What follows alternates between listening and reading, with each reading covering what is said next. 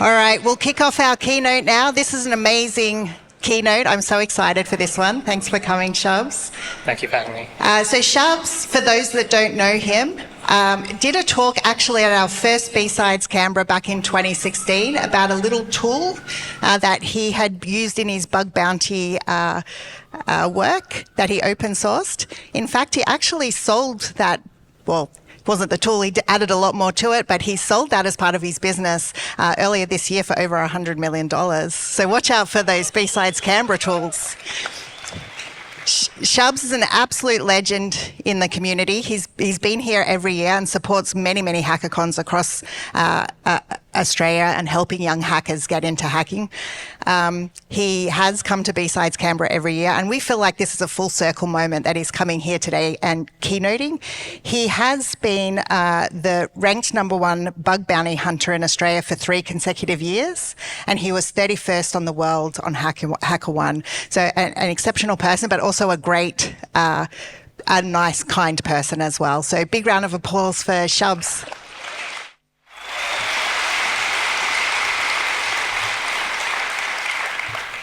Thank you, Kylie and Sylvia, for the intro. I really appreciate being able to keynote here today, and thank you everyone for coming to the keynote here today. Today I'm going to be talking a little bit about how not all vulnerabilities are the same. And a lot of this experience comes from the last 7.5 years that my co-founder and I ran Assetnote. But to kick things off, I want to talk a little bit about the journey from 2014 till today. When I started in 2014, almost 11 years ago, I was, I started my professional career in offensive security. I had a really keen interest in web application security. And this keen interest came to me when I was a teenager and eventually, snowballed into a job.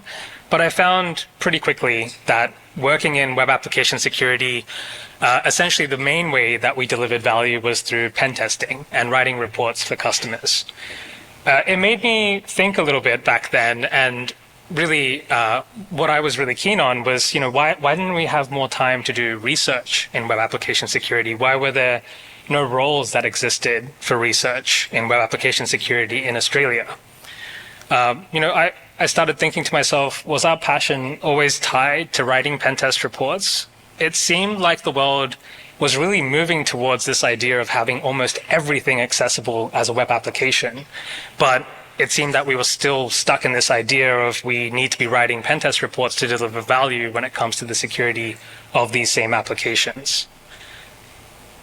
What happened is, eventually, years passed and tides turned. A lot of the world's most critical functions, businesses and processes, embraced the new age of web applications. Enterprise applications sold both on-premise and SaaS. They took off. And if you look today, almost everything in an enterprise's attack surface is composed of some sort of web applications. And to be honest, you've probably used a lot of these web applications in the last week, maybe realizing it, not realizing it. But I'm sure that, a lot of these are just under the hood, and a lot of companies have to use these to build their business ultimately as an enterprise. So the world now is, primarily composed of web applications when you look at an external attack surface. What this led to, at least as I was starting in this industry, was all of the methodologies when it came to understanding an attack surface, they shifted. We had to be able to deal with a never-ending growth of scope. We had to change how we looked at scopes entirely. Even with large budgets, when you had pen tests, they weren't necessarily designed to keep up with the pace of change that we were seeing in the enterprise world. What really changed was the whole bug bounty scene and how bug bounties paved the way of understanding an attack surface beyond a single application and actually for an entire enterprise. So the scope no longer was an individual application, but rather an organization's entire attack surface on the external internet. And we saw this shift. The industry progressively shifted towards evening the playing field for both attackers and defenders, because realistically, attackers don't look at an organization and say, I can only go after this one application. They go after everything that's on the external internet belonging to that organization. So we saw this huge shift around 9 years ago. That, for me at least, led to the perfect storm. As Kylie mentioned, I presented at the very first BSides in 2015. and I had introduced a proof of concept tool that I released on GitHub at the time, which would alert you on new DNS records that appeared for any given domain that you were monitoring.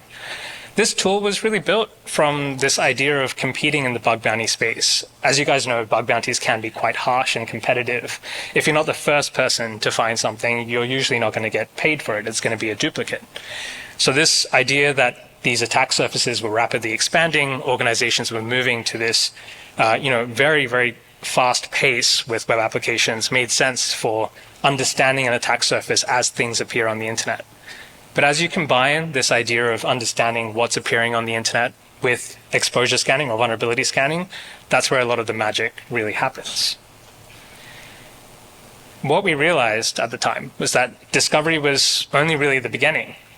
Really the values behind Assetnote was that it's great to be able to discover what's on the external internet that's internet facing for an organization. But what is the outcome that most organizations are really hoping to achieve here? And the number one use case really is that people want to discover vulnerabilities on a continuous basis across this attack surface. When we started 7.5 years ago, this didn't exist. Everything was quite slow. It couldn't handle the scale that we were talking about, or it suffered from serious false positive issues. Most scanners were point and shoot, and often they missed the whole idea and concept of considering an entire attack surface and what could affect an entire attack surface. So that's what really led to the dream for us of building Assetnote. So after, I can be honest, I tried working on Assetnote several times as a business myself and honestly failed quite a lot. It wasn't until I met my current co-founder, Michael Generakis, who was really the missing piece in terms of making it a business. But we both saw that there was this, vision of intelligent automation that could run automatically across an entire attack surface. It could discover everything that belongs to an organization and monitor it and only report exploitable vulnerabilities. And since 2018, we worked really, really hard to make this dream come true. So here's some photos of us in our journey. And the one that I love the most is the one in the middle, because it kind of shows you that building a business is not as glamorous as you might think it is. There are a lot of really late nights, a lot of McDonald's, a lot of vices like beers and cigarettes. But there's a lot that goes on in terms of making a business, in my opinion. And it's easy to romanticize this idea of building a business, but really, for the last 7.5, 8 years, both Michael and I and the whole Assetnote team have worked pretty relentlessly to actually build the business and make it successful, and to deliver that vision that we always had from the beginning to all the customers we have now and any future customers we may have. There are some really great highlights, though, in terms of building the business. Couldn't have found a better team, a better co-founder, and a better experience and journey, and I'll always look back at it as some of the best years of my life. But what this really led to, and what I want to get into today in this keynote, is this idea of enterprise web security research without the strings attached. Little did Michael and I know, but building an attack surface management platform actually meant that we had the capacity and capability to build a dedicated enterprise web security research team. And that is really what I am most passionate about as well, because for the last 7.5, 8 years, we've been operating this security research team. It was really interesting because we didn't have a typical exploit broker model where we had to hold on to our vulnerabilities as long as possible and try and keep them alive as long as possible. We had a very clean disclosure model where our aim was to fix these vulnerabilities for our customers at the end of the day. We focused really on critical pre-authentication vulnerabilities in some of the largest enterprise software bundles in the world. But all of this research fed into what we were building as a product, and it's always been hand in hand. And that was the primary reason we did the research and built a research team here in Australia. But that's what I want to talk a little bit more about today. How did we go about doing that, and what did that involve? What did we see, and what are our observations in the wild today? The next part I want to talk about is that element I mentioned where we built this research team here in Australia. And as Sylvia and Kylie mentioned, there's a lot of talent here in Australia, and I kind of want to show what we've found in building a research team here as well. And really, it's about getting the right people together. You might be asking, how do you even find the best security researchers here in Australia? The truth is, the first 3 years that we were running Assetnote, I was doing all of the security research myself, with some engineers joining along, and we'd often bond on some of the vulnerabilities we found together. But it wasn't really until our 3rd year that we were able to hire our first researcher. But being able to do the research for so long myself with our engineers, we had some pretty clear ideas of what we needed from a researcher and a successful hire for us. We always dreamt that we'd be able to build a research team, and this was our opportunity to build one. And we found that there is so much talent in Australia. So definitely love being here and love the people in Australia, the talent here. For us, when we when we put out an interview task for the researchers, it typically looks something like this. So we give them a enterprise web security product that we have already found plenty of 0 days in the past and spent weeks and weeks on, and understanding exactly what the vulnerabilities are that we're looking from them as well.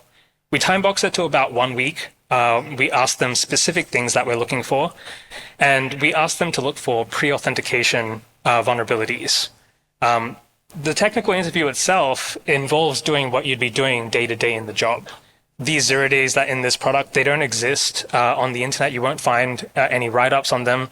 But we find that this is a very realistic test that we could send to our potential candidates that worked out quite well. There's a lot of really complex routing mechanisms and authentication bypasses that really let us gauge the skill set of whoever we were interviewing.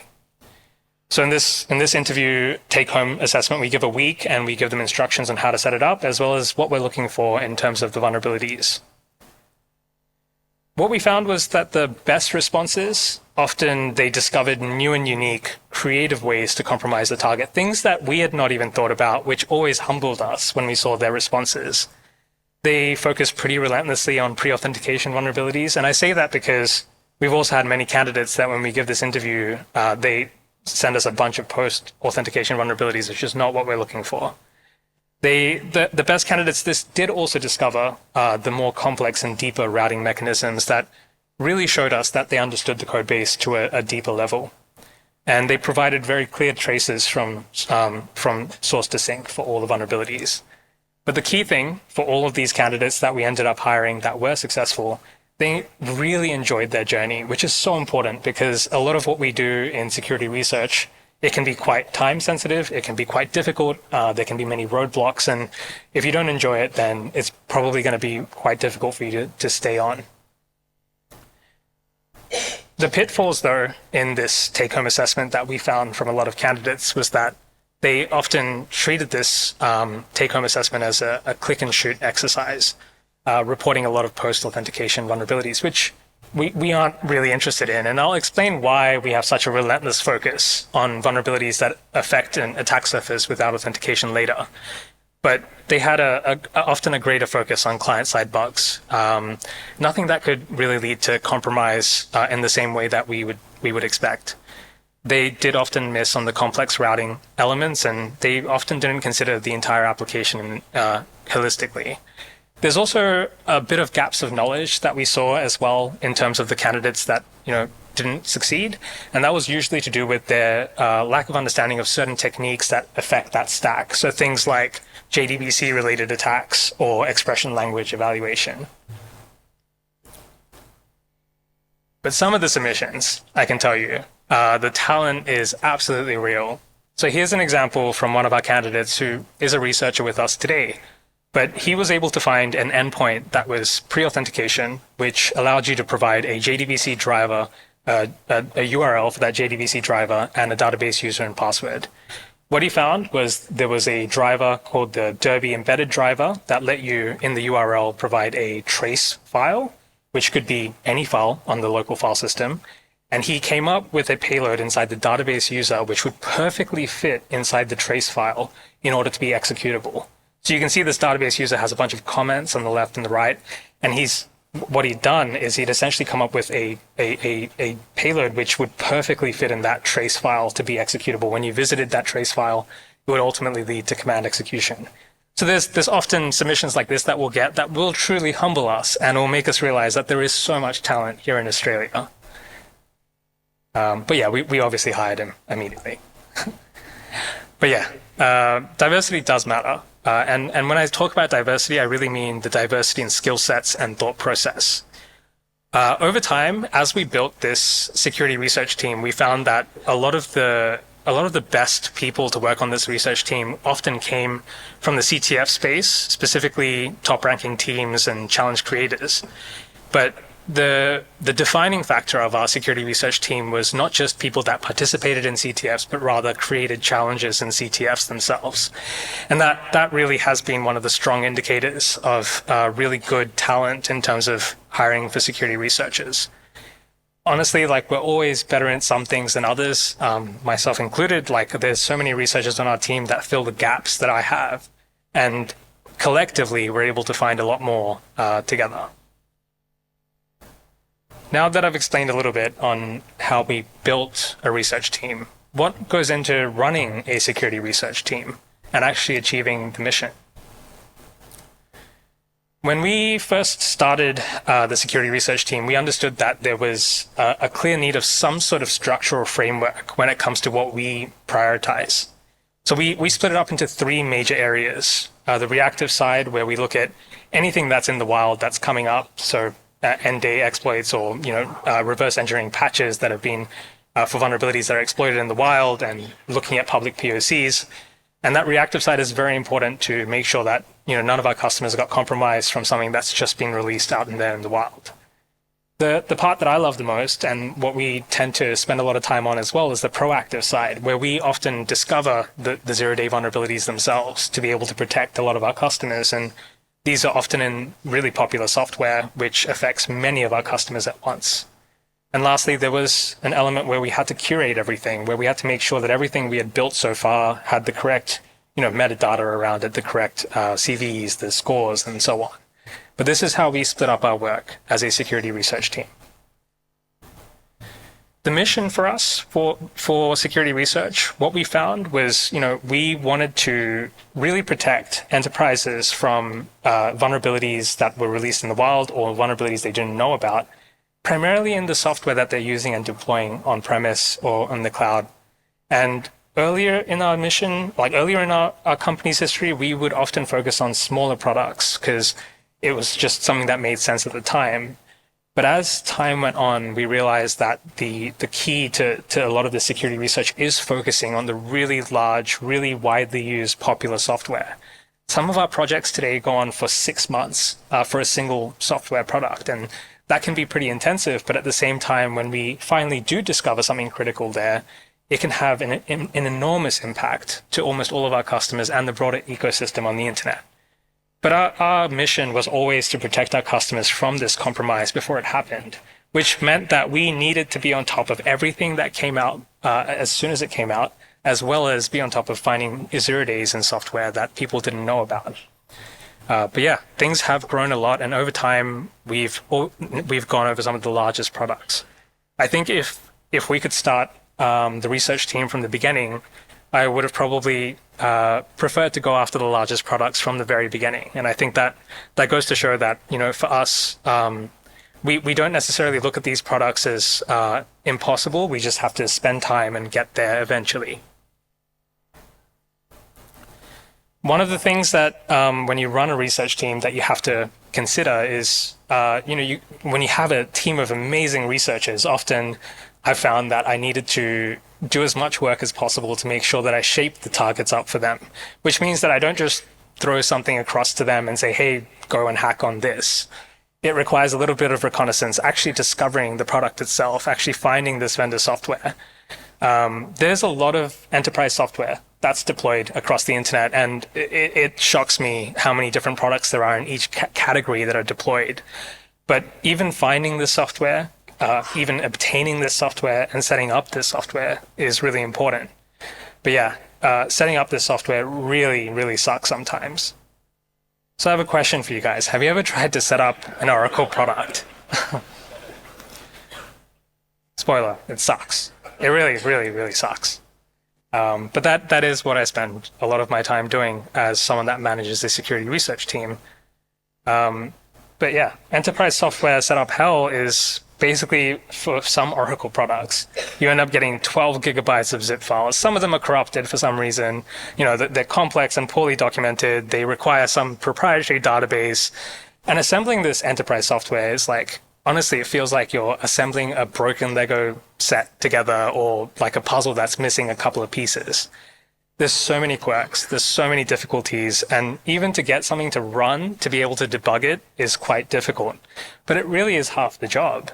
When it comes to security research, without having this environment, without obtaining the software, without setting it up, there's really no chance you're going to find the same sort of vulnerabilities you would if you had done that. For us, the lab setups as well, and this is a question I often get as well, is like, how do you manage all of the labs and the VMs and everything else? I'll be honest with you, we keep it quite simple. We don't have any really complicated setup. It's quite simple. We will often set up a Windows VM on AWS in a sandboxed environment for that specific software, because honestly, setting up this software is hard enough already. Or we have a Intel NUC that sits at my home that's connected to Tailscale that has VMware Workstation that people can connect to. If we ever do see a setup that allows for Docker containers, we'll obviously take that if possible, but that's quite rare for a lot of the enterprise software we look at these days. The day-to-day in terms of managing the outcomes is quite interesting, because with this research team, what I've found is that they're very capable at discovering novel techniques and novel and esoteric vulnerabilities in different areas. But it's quite important how we manage that as a manager of a security research team. I try to get involved with almost every product that's being tested from the research perspective. And I have to make sure that none of these researchers end up just sticking to themselves. What I've often found with really talented researchers is they can have an idea and spend a lot of time trying to achieve it. But if they're just spoken to some of the other people on the team, they might have realized why it may not have worked, or why different things they could do. So it's quite important to do that. And when it comes to the timing of a lot of our research engagements, I do lean heavily on the research team's feedback, which is quite different to many other research team operations where they'll just say, you've got to work on Atlassian Jira for like 2 years straight. Good luck. So that's not really how we do things at Assetnote. I think it's a much more cooperative way of doing things that we have. But we also focus really on the crunch time. We have very few meetings. We don't really use a ticketing system to track everything the same way that you would for an engineering team, for example. Because security research really is a creative element, and to add all these different processes and structures can really defeat the purpose of what we're trying to do from a research perspective. There's a lot of different things that make up a high-value target for us. And, depending on the complexity of the research, the trade-offs that we might have, and the scoping, so how difficult is it to obtain the software or set it up, as well as the time allocation, these are all the things that, they all make up a high-value target. So, for example, if the complexity of the research is high, but, we could set it up easily, time allocation, we'll see how long it takes, and trade-offs of like, if I focus on this one product for 6 months, is it worth it compared to focusing on all these other products that we may have as well? So what I've found with a lot of high-value targets is that they are the really, really large products that you see out there, the Citrixes of the world, the Palo Alto PAN-OSs of the world, the ServiceNows of the world, or Jira or Confluence. These are all great examples where, almost anywhere in an enterprise environment, you see this software being ran. So even if it takes us 6 months to find something critical there, it's often worth it. But yeah, it does come with a lot of different things you have to consider, especially the fact that there are other products out there that we could be looking at the same time.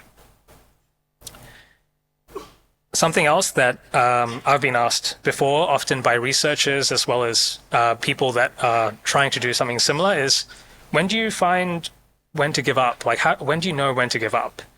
And it's quite tricky because I don't think there's a perfect answer for this. I also don't think that it's purely about the talent or the target. It often, in my opinion, when people give up, and including myself and our team, is when we haven't had such a good understanding of some attack surface that we hadn't considered. What we found, and a really good example, is the product Tableau. We spent a couple of months on this, and what we found was even after spending a couple of months, we didn't find anything that critical. It wasn't until we took another look about 6 months or a year down the line, where we discovered some attack surface that we had never considered before or had access to before, and that led to several critical vulnerabilities.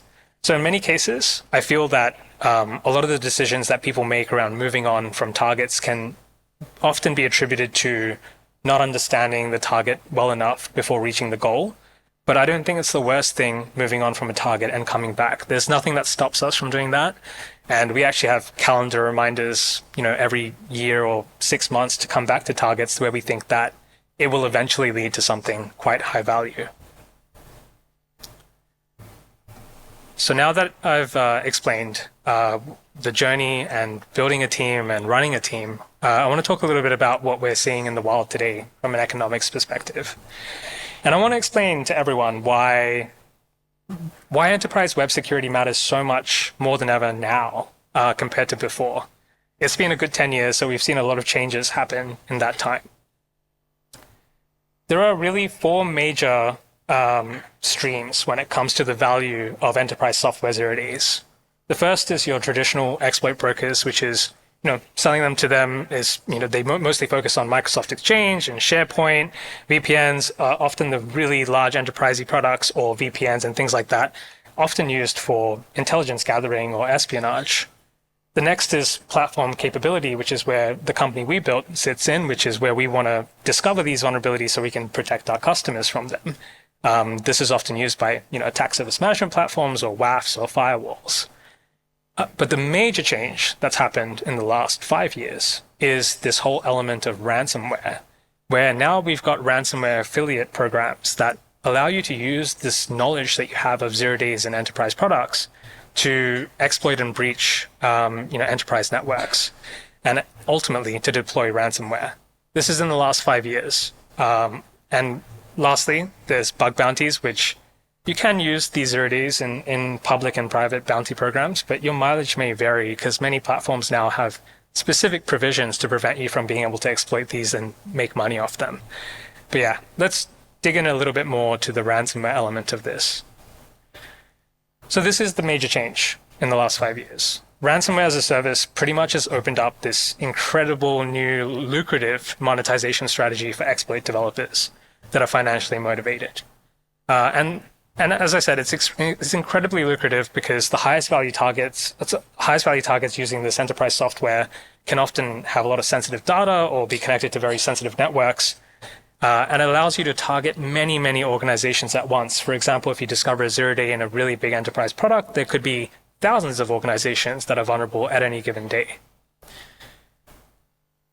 What we can see in the Mandiant reports for the last 2 years is that the observed threat groups, the financially motivated threat groups, are increasing year on year. At this stage, it's at about 55%, with espionage only at 8%. And we're seeing that for the financially motivated actors, there's so many more victims than what you'd expect in the typical intelligence gathering and espionage operations.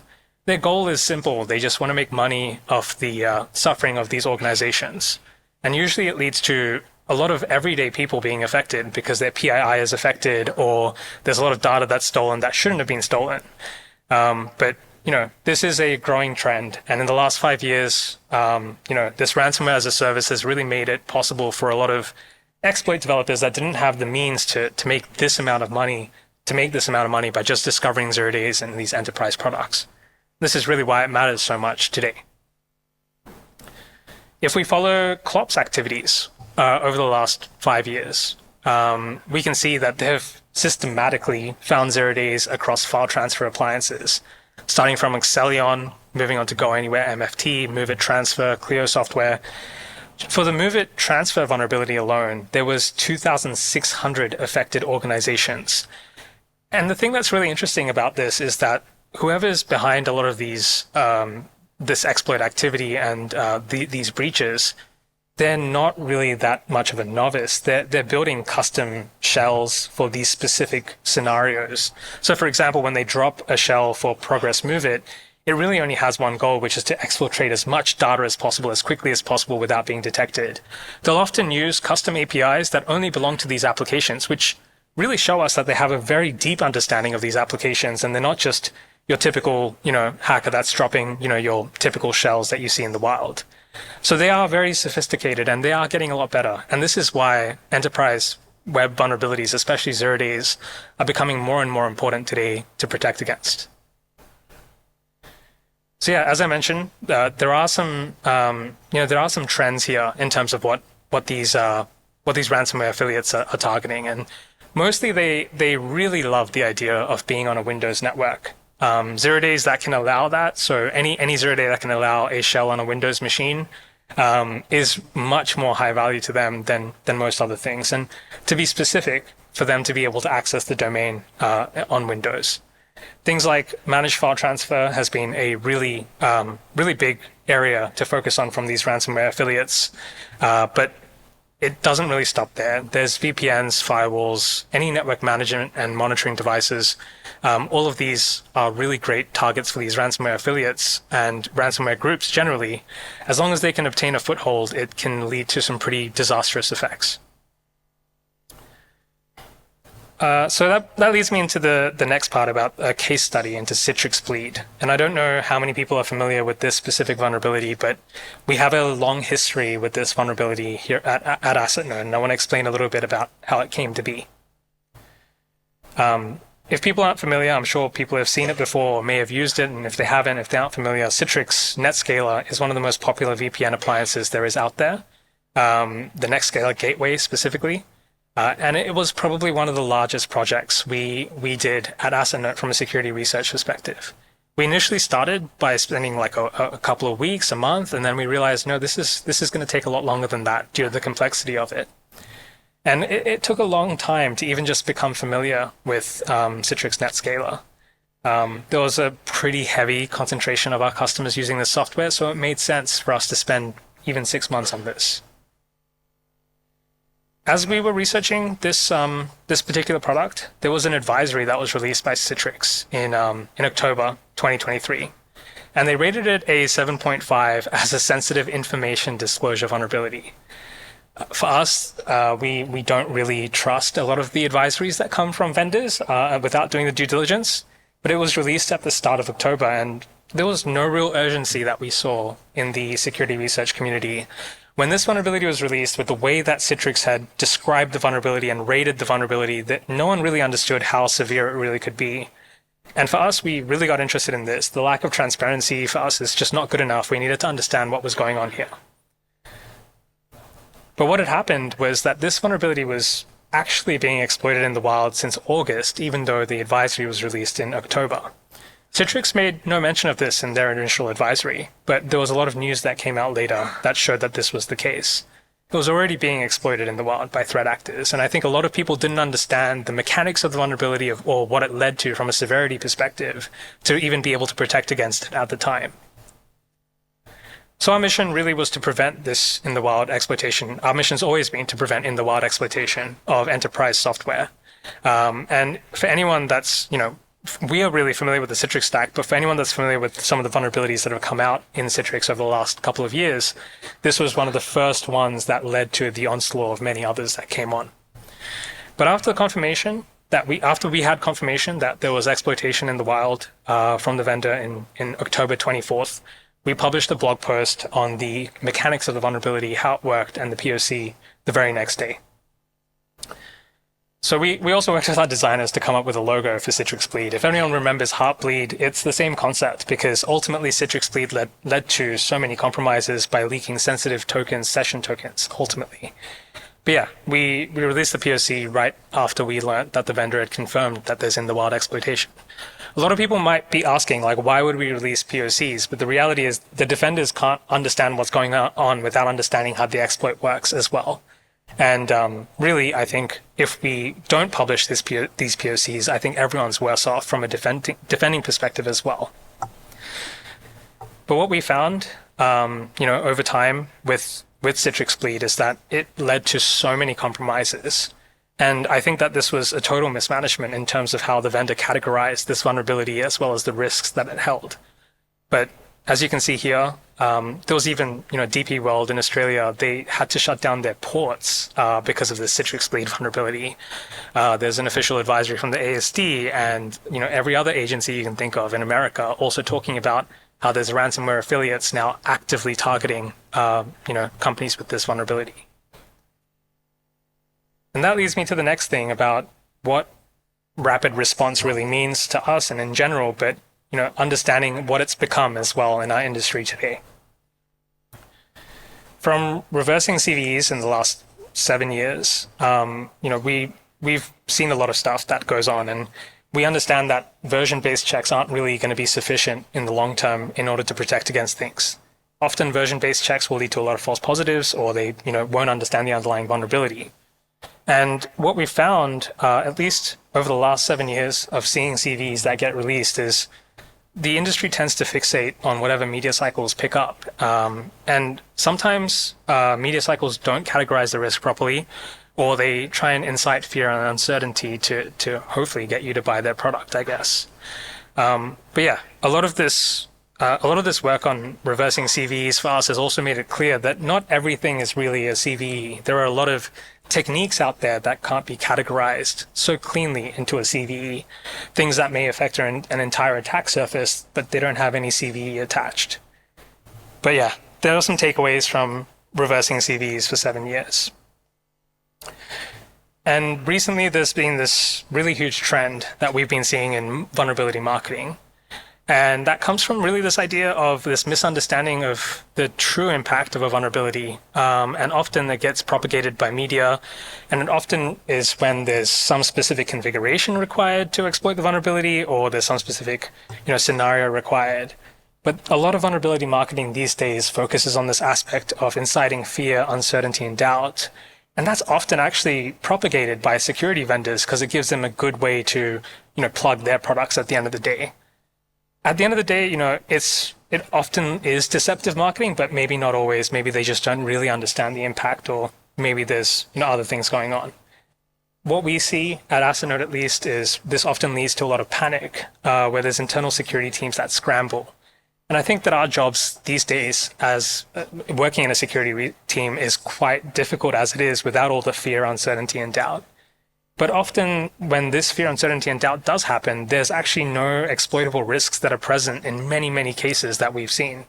And it often flows this flow of, there's a media article, or from a security vendor or from a news agency, it goes to executives, then to practitioners, and then there's panic at all levels.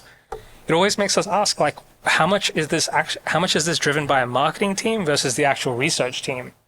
One of the things that we found at Assetnote was a lot of our research, we always tried very hard to keep it factual as much as possible. The risks and everything, really not to cause that fear, uncertainty, and doubt if it wasn't necessary. But this is what we see in the wild. We see, for example, earlier this year, there was a vulnerability for an Apache Tomcat RCE. And it was a critical, but if you look at the preconditions that were required to actually achieve this command execution, we must have scanned, all of our customers' assets were scanned for this continuously. We've not found a single instance of this in the wild. But, the likelihood of this configuration to be present in the wild in the way that you can see in an automatable fashion for exploiting this is quite low. But what you see from the vendors and what you see in the media is quite the opposite. People will say that, there's a huge risk. It's a critical vulnerability. It's being actively exploited, just 30 hours after the public exploit's released. Or you'll see, posts which will neatly lead into the vendor's product offerings after inciting some sort of fear to start off with. But, I think that a lot of this is leading to a lot of problems for many security teams in general.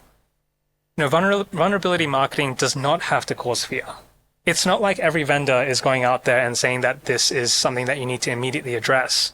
On the flip side, there are some really good resources that will explain to you that, you can patch this issue, but there's no need to panic. Or they'll say things like, we've seen exploit activity, but we've not seen any successful compromise. Pretty much for any vulnerability that we see today that is, capable of command execution, you are going to see some level of exploit activity after it's released. Whether this exploit activity actually means that there's been a successful compromise is a whole different story, and it's important to make that distinction. So that is the reality for some of these vulnerabilities we see, and something that we've noticed, at least from reversing CVs for so long. There's, exploitation from an opportunistic threat actor's perspective is not direct correlation to compromise. And, we have to understand the realistic likelihood of successful exploitation. Now, it might sound difficult to understand this for every new vulnerability that appears, but I think that there's a framework that we can use and some questions we can ask when something comes out there. There's, in many cases, we've seen a lot of vendors and just generally the security news outlets as well, causing a lot of fear and uncertainty in new vulnerabilities. And I think that really drags a lot of people down. A lot of this panic is not really warranted. It's also not an isolated case. We've seen this across many different vulnerabilities over the last couple of years. Things like text for shell or the Erlang OTP SSH RCE vulnerability. We see this time and time again in the media cycles as new vulnerabilities get released.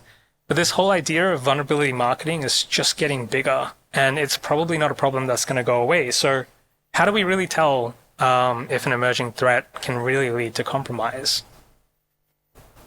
And that's where we have to do the due diligence, really. We have to decipher some of the specifications of a vulnerability. We need to really understand it.